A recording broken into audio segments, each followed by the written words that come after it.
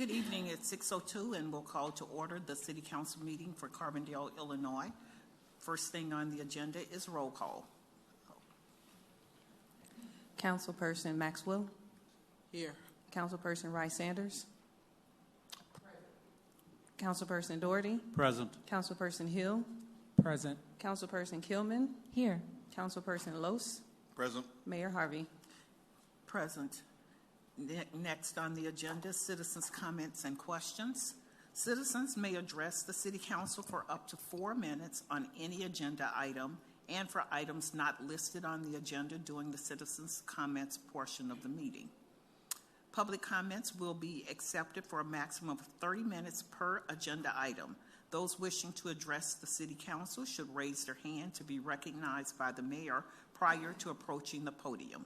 Speakers should provide their names for the minutes and end their comments when the 4-minute time limit is announced. The council may suspend or waive the speaker time limit with the consent of a majority of council members present and are not required to respond to public comments during the meeting. Are there any citizens who wish to comment? Also, I'd like to acknowledge our staff here, Mr. Williams, our city manager, and our assistant city clerk, Claire Hayes, thank you, and our other staff that are with us. Now, citizens, Mr.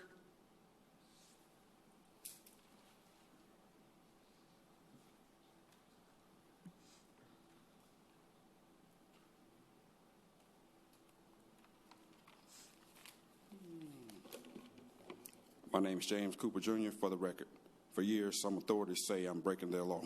I say I'm not. I sent my various court motions, affidavits, and filed false Carbondale police reports against me, complaint number 2018-01163-CPD, dated February 22, 2018, to the news. But they are hiding the corruption against me by the authority from the public to allow Carbondale Police Chief Stan Reno, some in the FBI, and others to keep breaking the law and to falsely imprison me again. Some in the news, the FBI and Chief Reno are usually happy, proud to lie, badmouth a black N-I-G-G-E-R in the news. It's a guarantee any arrest of me by Chief Reno, the FBI, or others would be they did many things illegally and framed me. I'm a peaceful person. I'm the victim 100 times over. Also, some white authorities, the powers to be, that Chief Reno, Illinois, U.S. Senator Richard Durbin, the FBI, and others are for years have trying to kill me, including medically, or get their assassins to do it, and have another political assassination of a third member of my family in just over a year at any hospital and anywhere else we go to keep the massive child sexual abuse against many black boys covered up. Intertwined with this, it was outside the record unknown to Jackson County Judge David Watt Jr. at my sentence/judgment hearing August 31st, 1992, when Jackson County Assistant Prosecutor Amanda Robinson, a racist prosecutorial misconduct, Lutheran Social Service, Marion, Illinois, and my corrupt defense attorney John McDermott broke the law and covered up the massive child sexual abuse against many black boys and did not present a written report or oral testimony from my counselor, Sadell Mitchell, Lutheran Social Service, regarding my June 25th, 1992 council session reported / recall of the sexual abuse against me while under 18 in the 1982 Upper Brown program, federally funded overnight summer camp in the dormitory at SIUC by the director, Raylan Young, and assistant director, Donnell Wilson. The board sexual abuse in the camp by these men in position of trust and authority for many years could easily be in the hundreds. It is well established a court, i.e. Jackson County Court, should have vacated / thrown out its original judgment upon discovery of fundamental error that was not and could not have been known when the judgment was rendered. Since Jackson County Judge Michael Fiallo did not make a ruling on my May 23, 2023 motion for a court-appointed attorney, the powers that be told the white attorneys I asked to not file my appeal. My November 13, 2023 precautionary appeal number 5-230680 was filed. I'm still seeking an attorney to file my actual appeal regarding my 1992 Jackson County wrongful conviction, and I did not request a record on appeal from the court. I'm a disabled African-American veteran on a medical discharge with asthma, which is incurable and also diagnosed by many white VA and military doctors with various other health conditions that are in my VA medical records and military records. The update of my VA situation is my VA disability for depression, anxiety, sleep apnea, chronic sinusitis, allergic rhinitis, and polyps, and VA unemployability was filed October 12, 2017, and my VA intent to file on April 12, 2017. The VA latest letter almost 5 months ago, dated July 6, 2023, says, "We will correct our error and forward your claim for further process. We will then inform you of our new decision. I'm eligible for full VA monthly disability compensation. I still haven't received the VA new decision." Thank you. Thank you. Is there anyone else who would like to comment? Yes, sir. Hello, I'm Connor Sullivan, Aero. I just wanted to comment on some behavior at the previous city council meeting that bothered me during the agenda item on the one fair wage. Now, my personal opinions on the issue are undecided while I study the issue further, but during council member comments, Council Member Maxwell gave a speech decrying the racial division of this debate, noting how there is basically no representation of black voices that would have been affected by this change, whichever way it goes. Now, that prompted some very vocal opposition from the audience. People are entitled to their opinion. But one response that bothered me in particular was when Councilmember Maxwell pointed out how the opposition to this change was overwhelmingly white. One heckler took it upon herself to call out, "Oh, well, I'm a Latina," pulling the race card as a way to deflect from any honest reflection of this racial issue. Now, I'm a Latino myself. My mother is a refugee from Cuba. I'm very proud of my heritage. I identify it very strongly. But as you can see, I'm very clearly still a white guy. All my ancestry comes from Spain. I'm not a racial minority. I'm not discriminated. My lived experience isn't anything like any other ethnic minority. And that individual, I could tell, was just as white as me, very clearly a Latina of Spanish descent. So I found it deeply offensive for that individual to pull the race card on the technicality that she is a spicier flavor of white as a way to deflect and not listen to the frank grievances of a fellow black member of the community. I certainly, as a pale white guy, would never dare try to pull that card if I was in a very tense conversation about race relations with a black neighbor. So I repudiate that conduct wholeheartedly, and I don't think that those are the kind of sentiments that our community should embody. We should be the kind of people who listen to each other in difficult conversations and not the kind of people who resort to cheap tricks as a way to deflect and avoid listening. Thank you. Thank you. Are there other citizens who wish to comment? Yes.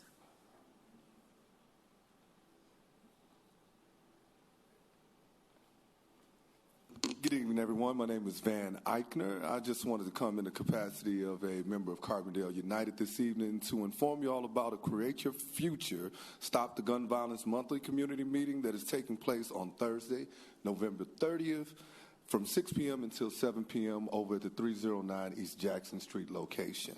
And I also want to inform you that we have an alternative gift fair coming up Sunday, December 3rd of 2023 from 2 o'clock until 5 p.m. at Carbondale Civic Center here in the Carbondale Women's Center, Church Women's United Group, Golden Rainbows of SIG, Gaia House, Friends of Giant City, and a host of other people are going to be trying to put together alternative gifts for people in our community. And we're looking forward to everybody helping to spread the word and appreciate you all. Thanks. Thank you. Anyone else? Okay, next on our agenda, council comments. Any comments from council members? We'll look at Mr. Lose. 3. The first one is it occurred to me a few days ago that we've got 3 new members on the council, and so sometime back there was an attempt to make parking free in the downtown area, or at least in parts of it. There were not the votes to do that at that time, but there are now 3 more votes, and I'm in favor of it. So if all 3 of our new members are, or even 2 and somebody else, then we could maybe do that. So I think we ought to look at that. I'm not saying the whole downtown necessarily, but parts of it I think make sense. And we could get into that, but we don't need to right now. So if people do want to do that, the way to accomplish that would be, after I'm done commenting, to also comment and ask Mr. Williams to put that on the agenda. And if there are 3 of us who want it on the agenda, it will appear. So I would invite folks to sign on if they want to do that. Second thing, our rental houses keep burning down. I don't understand what that's about. I mean, maybe I do, but I'm not going to make allegations that I can't back up with fact. But I will tell you that there are insurance companies that are now refusing to issue fire insurance policies on rental housing in Carbondale. So these things are not without consequences. Third thing, we passed at the last meeting an ordinance that sets some additional parameters for the public comment section, including specifically that comments need to be germane to city business and not be repetitive. And so my request is that we get the instructions that we read out at the beginning of the public comment period updated to reflect those new rules so that everyone is on notice, and then we can enforce those and not have comment that does not relate to the business of the city of Carbondale. Anyone else on this end? Any comments from this side? Ms. Kilman?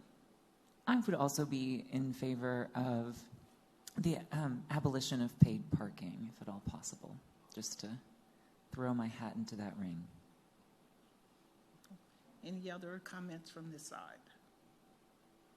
Okay, we'll move on. Next thing on the agenda,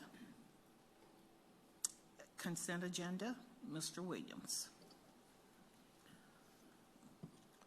Item 3.1 are City Council meeting minutes from November 14th. Item 3.2 is approval of a Wells Fargo warrant for the period ending 9/30/23 in the amount of $132,162.44. Item 3.3 is approval of a warrant for the period ending 11/9/23 in the amount of $2,064,182.56.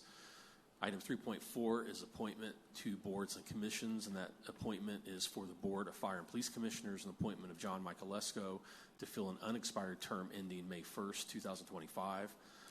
Item 3.5 is approval of the purchase of a police canine.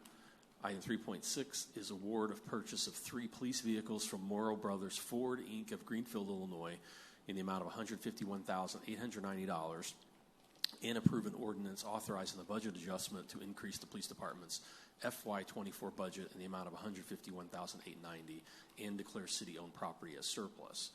And item 3.7 is to award a contract for CIP project ST2002, which is East College Street rehab and overlay from Wall Street to Piles Fork Creek, to Samron Midwest Contracting of Murfreesboro in the amount of $206,206. Thank you, Mr. Williams. Any council person wanting an item pulled or have a question? Ms. Kilman? I'd like to pull item 3.5 and 3.6 for separate vote. Okay. Ms. Rice-Sanders? I would like to pull 3.6 and 3.7. You want them pulled for a separate vote, or you have a question? Pull. Okay, so we're pulling 5, 6, and 7. Any other council member with a question or have an item pulled? Any citizen have a question on any consent agenda item? Okay, can we get a roll call, please? I'm sorry, motion first. Mr. Lose. Move that we pass adopt consent agenda items 3.1 through 3.4. Thank you. Is there a second? Ms. Kilman. A second. And roll call, please. Councilperson Maxwell? Here. Yes. Councilperson Rice-Sanders? Yes. Councilperson Doherty? Yes. Councilperson Hill? Yes. Councilperson Kilman? Yes. Councilperson Lose? Yes. Mayor Harvey? Yes, and that motion passes. Item 3.5, please. No, we can just, was it Ms. Kilman or Ms. Rice-Sanders? Ms. Kilman, okay. Any discussion on 3.5 or a motion? Motion, Mr. Doherty. I move the council authorize the retirement of K-9 Paja by declaring Pasha surplus property and transferring ownership to Officer Moorman, and approve the purchase of replacement canine as well as the expenses associated with selection and training of the canine to Vachni Lick Kennels Incorporated of Denver, Indiana, in the amount of $20,280, and increase the police department budget in the amount of $20,280. Thank you. Is there a second? Mr. Los. Second. Okay, roll call, please. Councilperson Maxwell,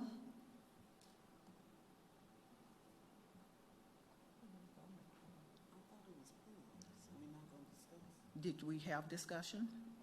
No, it was pulled for a separate vote. So yes. Just so that she could vote separately on it. And oh, well, I guess I should explain that. Items 3.5 and 3.6 were pulled because one of our council persons wanted to vote separately on that instead of collectively as all of the consent agenda items. Okay. Roll call, please. Councilperson Maxwell, Yes. Councilperson Rice Sanders, This is for 3.5. We're on 3.5. Yes. Councilperson Doherty, Yes. Councilperson Hill, Yes. Councilperson Killman, No. Councilperson Los, Yes. Mayor Harvey. Yes, and that motion passes. Item 3.6 was pulled for the same reason. Could we get a motion on 3.6? 3.6. Was that the one you want to pull, Ms. That's the one that I wanted Rice-Sanders pulled, also? but I would like to make a motion Okay, that I'm we sorry. not So approve it. two people wanted that one pulled then. Okay. Did you have questions or discussion on 3.6? I have discussions, and I would like to make a motion that we not approve it. You have to make the motion in the affirmative.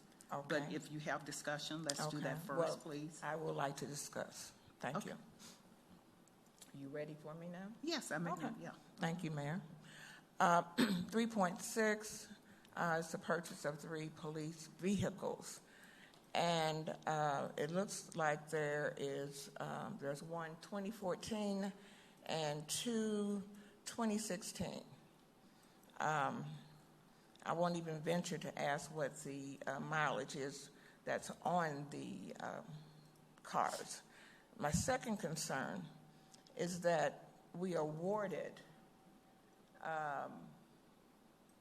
this to a Greenfield, Illinois Ford dealership because they said that they were able to deliver it in 30 days or less. Now, I'm not sure, do we have any history with Use this your, company? talking to your mic, please. Do we have any history with this company? Yes, no, maybe? Okay.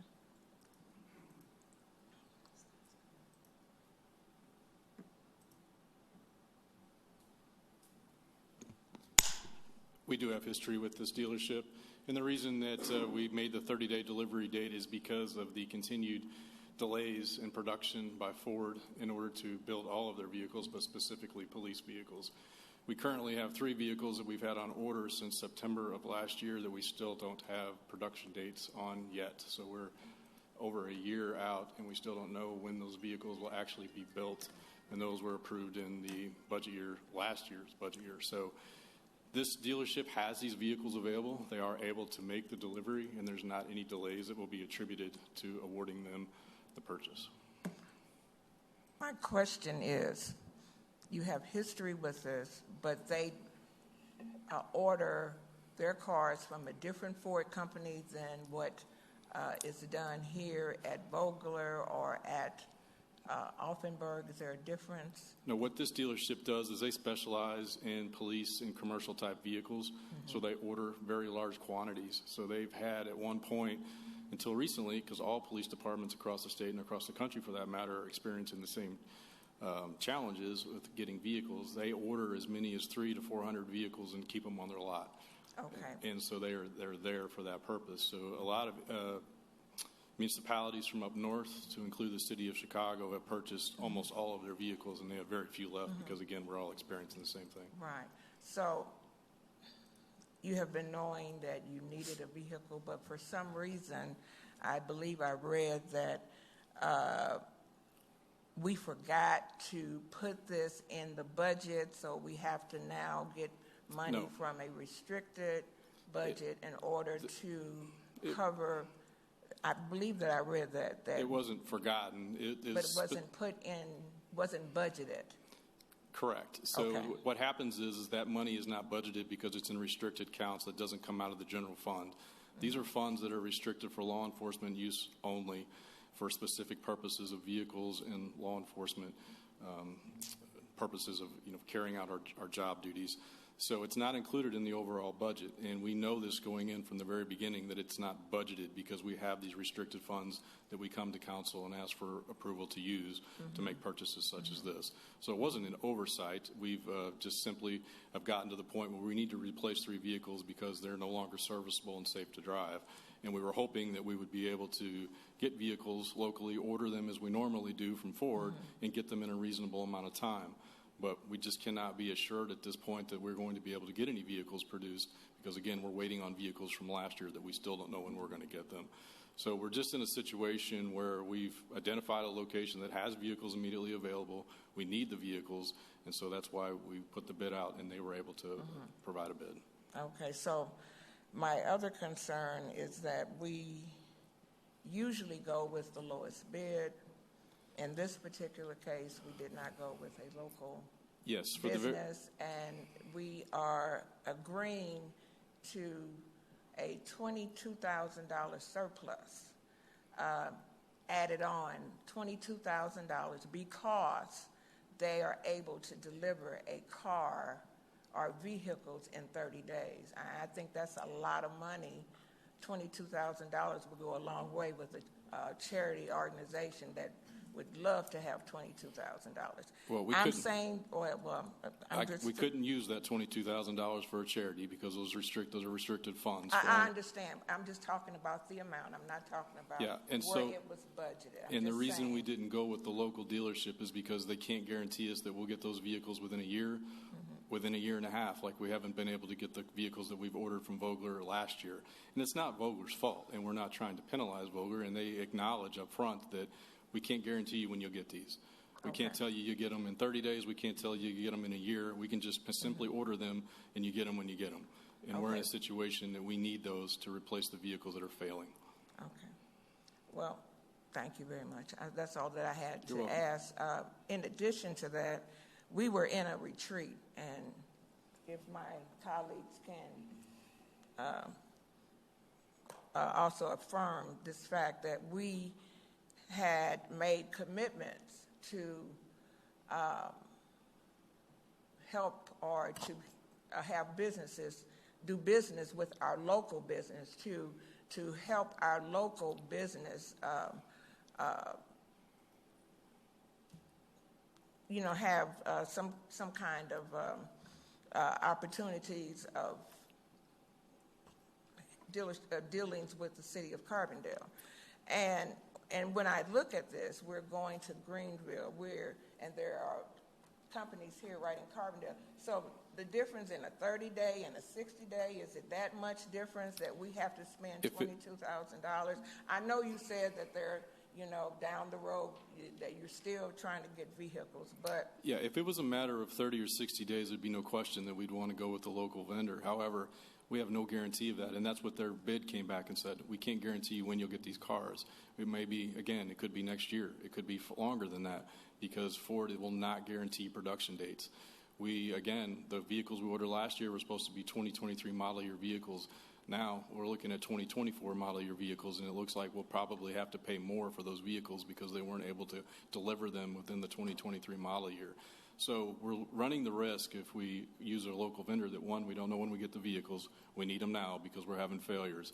And two, we'll end up potentially paying more by the time those vehicles are actually delivered. Okay. So what has been the longest term that... We're experiencing it right now, the longest term. And how many days out? We ordered the vehicles in September of 2022. September of 2023. 2022.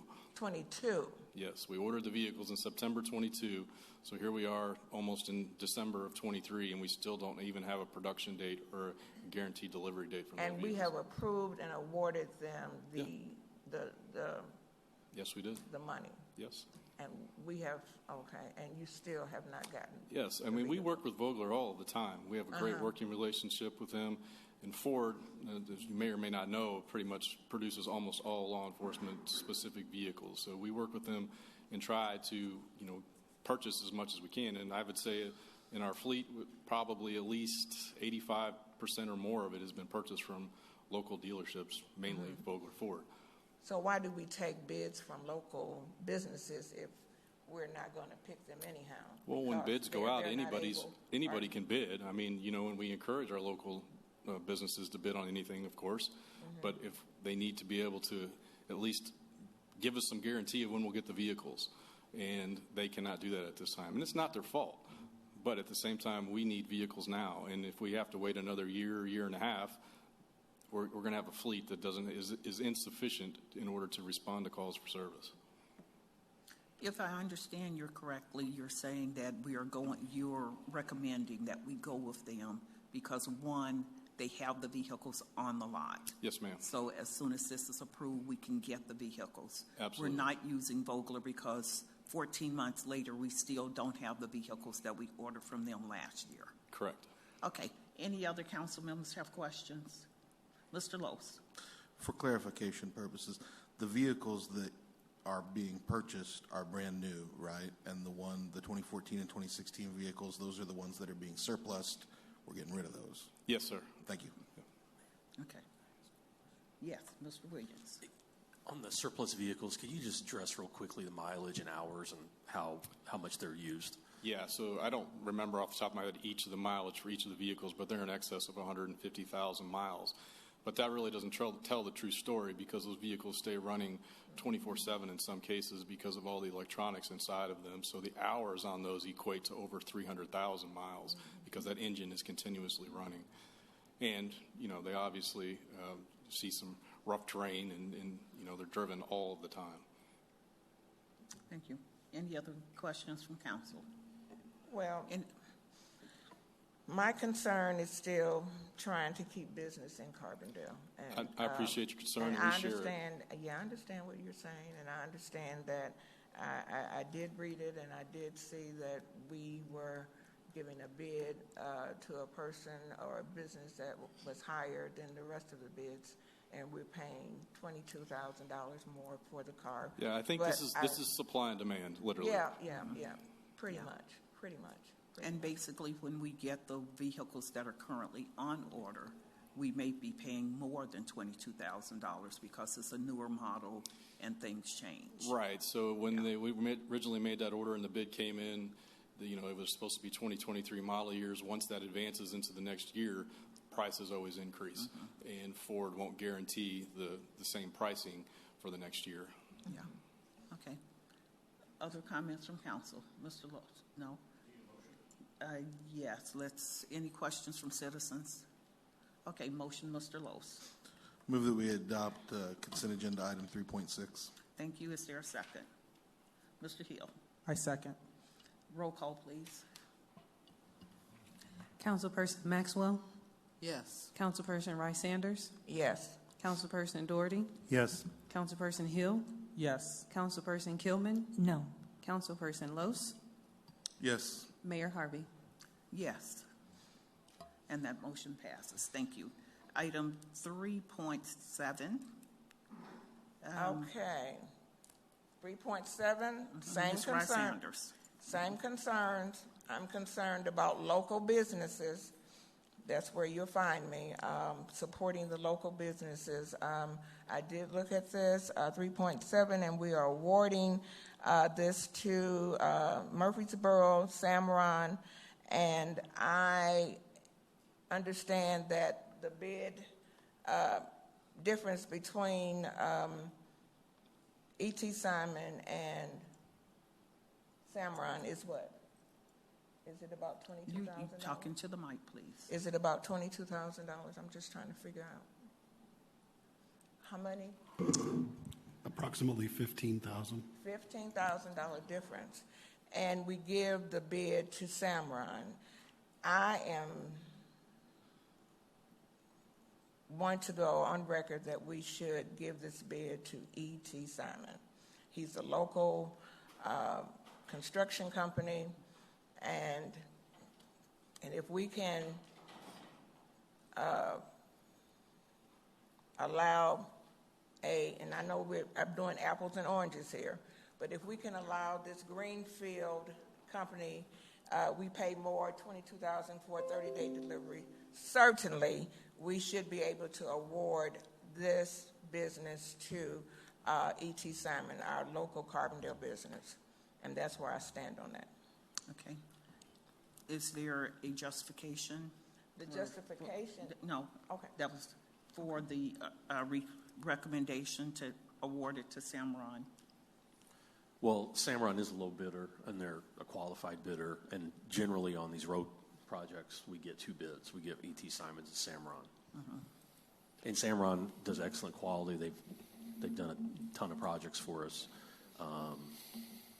We would recommend using Samron because it keeps. It's also MFT funds, and the state will not concur. Use the mic. It's also MFT funds, it's motor fuel tax funds, so the state has to concur with us, and they will not award to a non-low bidder that's qualified. Okay, I'm so sorry. You're going to have to repeat what you said. I'm sorry.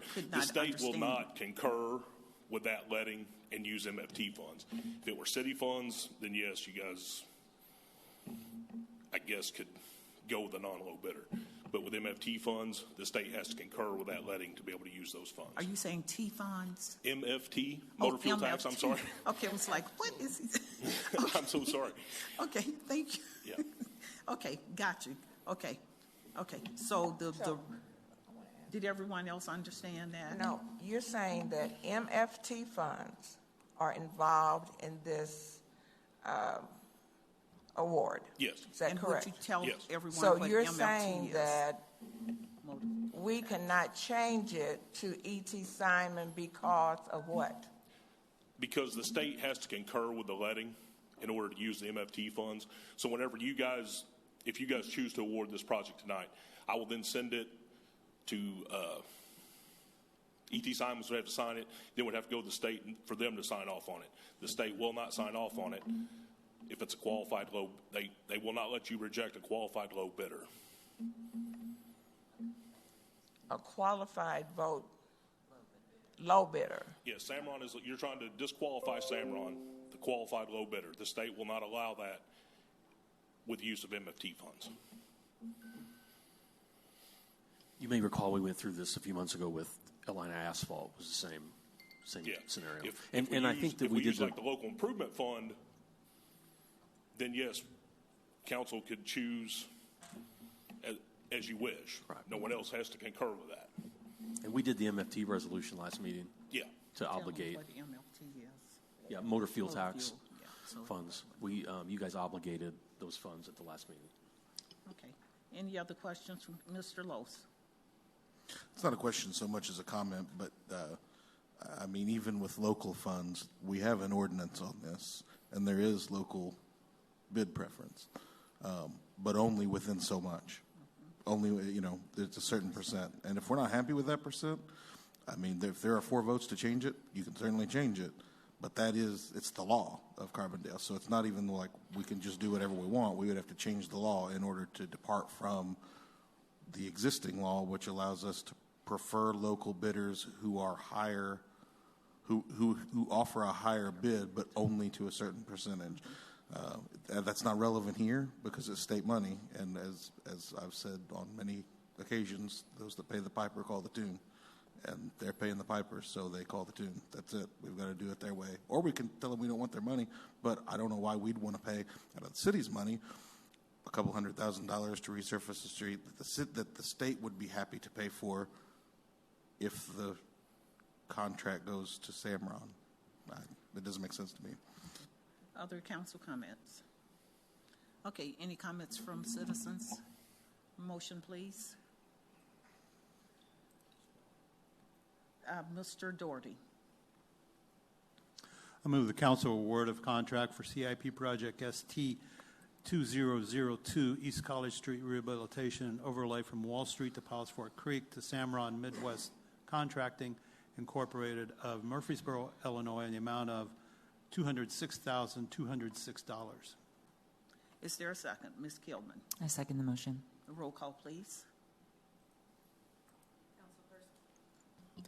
Councilperson Maxwell, Yes. Councilperson Rice Sanders, Yes. Councilperson Doherty, Yes. Councilperson Hill, Yes. Councilperson Kilman, Yes. Councilperson Los, Yes. Mayor Harvey. Yes, and that motion passes. Moving to general business of the City Council, item 4.1, Mr. Williams. Item 4.1 is to approve amendments to the Board of Fire and Police Commissioners Governing Rules, Chapter 4, Review of Citizen Complaints. The Carbondale City Council, through Vision 2025, has a goal of identifying a better way to handle citizen complaints against public safety personnel. Following research on how complaints for sworn officers are reviewed, it was found that the Board of Fire and Police Commissioners already have the authority of reviewing citizen complaint appeals. According to the City of Carbondale Revised Code 114B5C, one of the duties of the BFPC is hearing appeals as a result of complaints brought against a member of the police or fire departments by a member of the public. The original discussion of a citizen complaint appeals occurred at the meetings held on September 21st and October 29th of 2007. January 28th of 2008 was finally approved on April 18th of 2008. However, as it's currently written, this chapter of the governing rules is very vague and lacks detail on the steps needed for a citizen to file an appeal based on the outcome of their original complaint. City staff proposed updates to Chapter 4 of the Board of Fire and Police Commissioner rules at the meeting held on October 19th, where they were approved by the board. So attached for reference are the board meeting minutes from September 21st and October 29th, 2007, and January 18th and April 18th of 2008. Chapter 4 of the Board of Fire Police Commissioners Governing Rules as is currently written, and the proposed amendments of Chapter 4 that were approved by the board on October 19th. Pursuant to Title 114A7 of the Cardinal Revised Code, the Board of Fire and Police Commissioners is submitting to the City Council the proposed amendments to Title 4 of its governing rules regarding citizen complaint appeals for approval. Thank you, Mr. Williams. Is there a discussion from council? Okay, is there a motion from council? Mr. Doherty. I move the council approve the amendments to the Board of Fire Police Commissioners Governing Rules, Chapter 4, Review of Citizen Complaints. Is there a second? Is there a second? Mr. Los. Second. Okay, any comments from citizens? Roll call, please. Councilperson Maxwell, Yes. Councilperson Rice Sanders, Yes. Councilperson Doherty, Yes. Councilperson Hill, Yes. Councilperson Kilman, Yes. Councilperson Los, Yes. Mayor Harvey. Yes, and that motion passes. Item 4.2, please. Mr. Williams. Item 4.2 is to approve a resolution to permit camping during the 2024 eclipse. On April 8th, 2024, the City of Carbondale will again be at the epicenter of a total solar eclipse that's expected to attract a considerable amount of visitors to Carbondale. The city's tourism office and SIU are planning events throughout the weekend to entertain visitors that will likely result in much larger crowds than we are normally accustomed to. Staff has surveyed local hotels and found that there are very few rooms available at this point. The city and SIU have received inquiries from potential visitors in regards to camping options. Based on the experience of the 2017 eclipse, we expect that many tourists will be seeking out locations where they can camp as well as view the eclipse. Staff has looked at various city-owned properties and would like to offer camping at Evergreen Park. This location provides a good viewing area for the eclipse and is easily accessible. Staff proposes that tent camping be permitted from Friday through Monday of eclipse weekend. Staff has worked with our GIS program to lay out campsites that could be reserved and paid for through the city's new Civic Rec platform that's managed by the Parks Division. Evergreen Park has 4 shelters that could also be utilized for programming and entertainment and has utilities available to offer restrooms and portable showers. Staff believes that allowing camping at this location will provide a unique experience to visitors. The City of Carbondale permits campgrounds as a special use permit in areas zoned ag. However, since the request is to only provide temporary camping, it's staff's opinion that a special use permit isn't required. And if council is agreeable to allowing temporary camping, then council can approve a resolution limiting the permitted time. Approving this resolution will allow camping citywide, so if there's enough interest, the city could potentially permit camping at other city-owned properties during Eclipse weekend. It's recommended that the city council discuss permitting camping at registered and approved camping locations within the city of Carbondale during the Eclipse weekend, starting April 5th, 2024 through April 8th, 2024, and pass the attached resolution to approve camping during Eclipse weekend. Thank you, Mr. Williams. Any discussion from City Council? Ms. Kilman. I guess this is for questions for Gary. So we're discussing city-owned properties. Well, it would be allowed. This would allow citywide, but I use that as an example because Okay. we need certainty that camping would be allowed so we can continue with our planning for Evergreen. Okay. I guess my question would be about liability because people, I think it's super interesting that we would allow camping across the whole town for the eclipse. I think that that's a really neat idea. I am worried about the potential damage that humans could do as they are sort of camping and living in random spaces, but I am interested in it as a potential solution to having more people be here for the eclipse and being present in Carbondale.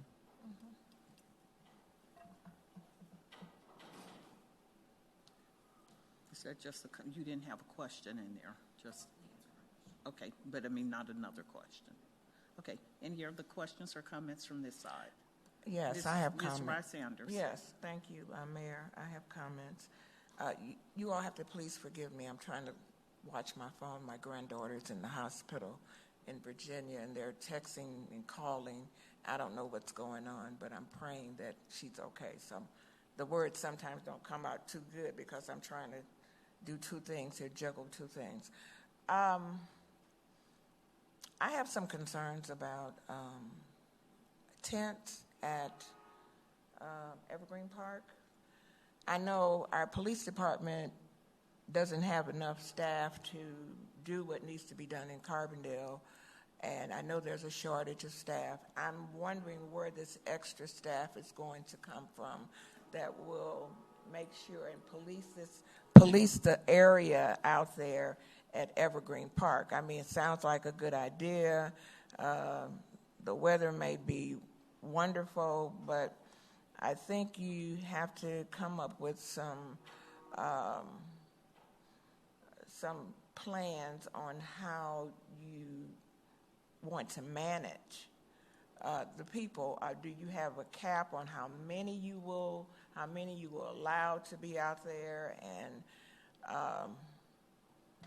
I just think there's a lot of things that need to go into planning a big area like Evergreen Park. You just want to make sure that will they have to buy a license, or will they just come and just camp out or do what? I mean, I could just see some people just coming and camping out, not abiding by the rules. So who do you have as the gatekeeper that will manage that, or have you thought about that, or are you just still trying to go through the process right now? Yeah, we've tentatively laid out, I forget the exact number, maybe 40-ish tent sites. But yeah, we would have a registration process. We have a new Civic Rec platform that we're using for our parks that will, when it's live, it will allow people to reserve any city facility online, pay for it online, put a deposit online. And so we would put this into that system and then start advertising and allow people to just reserve their particular spot online. But we don't expect, a ton of people. And, frankly, so based on our experience with last eclipse, we had, there were a lot of people that came to Carbondale with zero plans, somewhere to stay. A lot of folks slept in their vehicles out by Walmart and University Place. We directed people there. So they would be boondocking or something of that nature. And we directed people there, and we know that people, friends of family members, people brought RVs in, people's yards and people's driveways, people tent camped. Okay. But we saw no issues. This particular crowd that came here to see the eclipse, we had no issues whatsoever. So we really don't have a lot of public safety concerns in terms of camping. Okay. So you think it'll be okay. So Evergreen Park was just an example of one of the city properties that you had looked at, but there are others like the Super Block that you're going.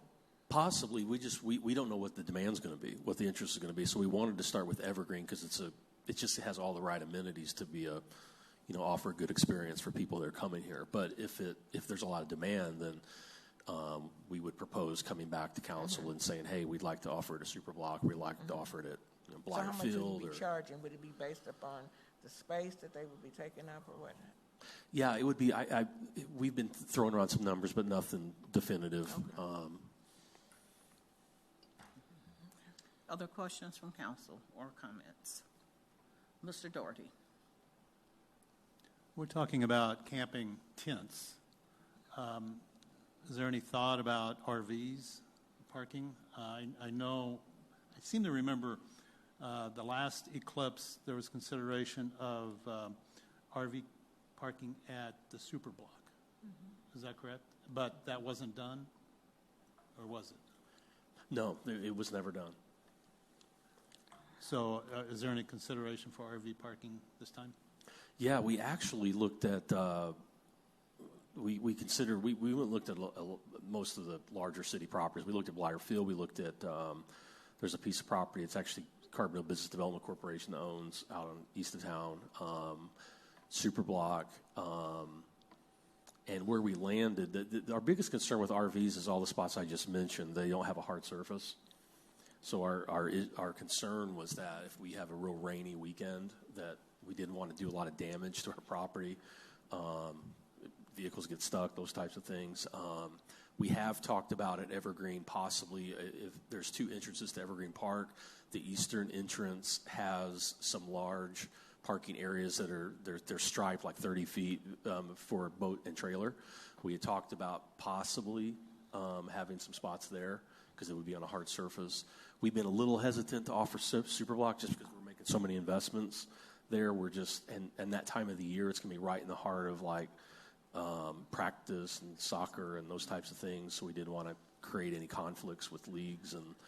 But again, we just wanted to start with Evergreen just to gauge interest. Ms. Maxwell. I was just wondering if you're doing parks, will it be available to private property to park or camp? Is that like against the law in Carbondale, or could you, if you had an empty lot, could you use that for people to camp in? Well, yeah, arguably, yeah, for this weekend. And that was part of it, too, because we had a lot of questions during the last eclipse. And as I just mentioned, like with people, allowing people to stay in their vehicles, we didn't, for the folks that are coming here, we didn't want to appear unwelcoming.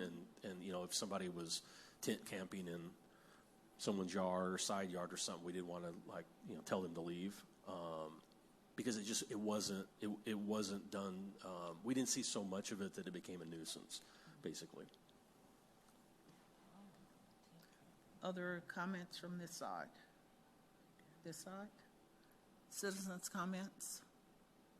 Okay, motions, please. Oh, Mr. Grant.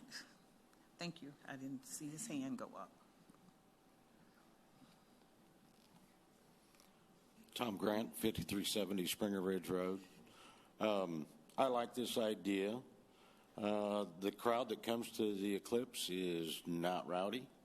They're educators, and they're bringing their children. Some of them can't afford a hotel room. You can't get a hotel room during this.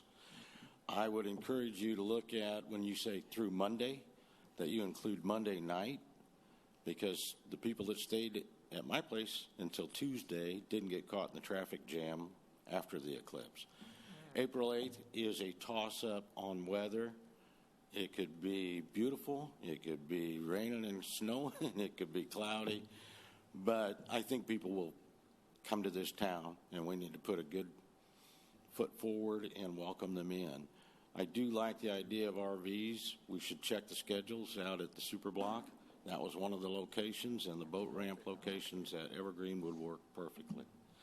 Here's the other thing. You can park them side by side. They will walk away from their camper to actually watch this. Thank you. Any other citizens wanting to comment? Yes. Connor Sullivan, Idaho. I also support this. I think that this is a really big occasion that we should put our best foot forward. And I would really hate for a bunch of newcomers to come here really excited for this big event and then have their entire trip ruined because they ran into some obscure, overly strict rule. When you're traveling to an area for the first time, you can hash out as many details as possible and still run into any kind of last-minute hiccups. For example, hotel rooms not being available or things being outside of your budget, and I would hate for us to get in the way of that. I like to see as many people as possible experience this amazing town and have the best possible time doing so. Thank you. Other citizens' comments? Okay, do we have a motion? Okay, motion, please. Ms. Kilman. I move that we approve a resolution to permit camping during the 2024 solar eclipse. Thank you. Is there a second? Is there a second? Mr. Los? Second. Thank you. Roll call, please. Councilperson Maxwell, Yes. Councilperson Rice Sanders, Yes. Councilperson Doherty, Yes. Councilperson Hill, Yes. Councilperson Kilman, Yes. Councilperson Los, Yes. Mayor Harvey. Yes, and that motion passes. The next thing on the agenda is adjournment, but I forgot to make an announcement. So we would like to invite you all to join us on Thursday, November 30th, for our holiday tree lighting that will take place at the Town Square Pavilion starting at 7 o'clock. We'll have Santa there. There will be crafts, hot chocolate, and lots of fun. So please come out and join us. And now, and Saturday is the Lights Fantastic Parade.